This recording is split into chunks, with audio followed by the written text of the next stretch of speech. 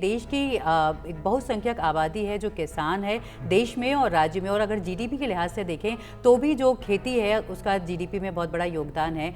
किसानों को खासतौर पर आप किस तरह से देखते हैं? कई सारी स्कीम का अभी पवन जी ने भी जिक्र किया था। किसानों के लिहाज से ये 12 वर्ष किस तरह के रहे?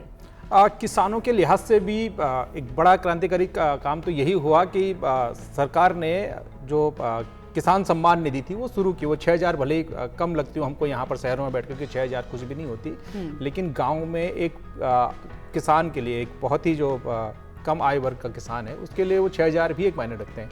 इसके अलावा खेती किसानी में बहुत सारे प्रयोग हुए हैं, चाहे यूरिया का उपलब्धता हो या दूसरे फर्टिलाइजर है उसकी उपलब्धता हो। उसमें जो सब्सिडी का खेल होता था वो सरकार ने काफ़ी उस पर रोक लगाई, उसको मिसयूज़ किया जा रहा था। तमाम इंडस्ट्रीज़ में जो हमारे जो फर्टिलाइजर आते थे उसको रोक लगाए तो उसका लाभ अधिकतम किसान को मिला। बहुत सारी स्कीम हैं, चाहे वो सिंचाई की रही हों, चाहे वो बीज की रही हों। इवन की सरकार ने ये प्रयास किया है कि आप अपनी मिट्टी की जांच कराएं। सरकार किसानों से कह रही है कि अपनी मिट्टी की जांच कराएं, मिट्टी आपकी कितनी स्वस्थ है उस हिसाब से आप बीज बोइए। ये सब काम हुए हैं।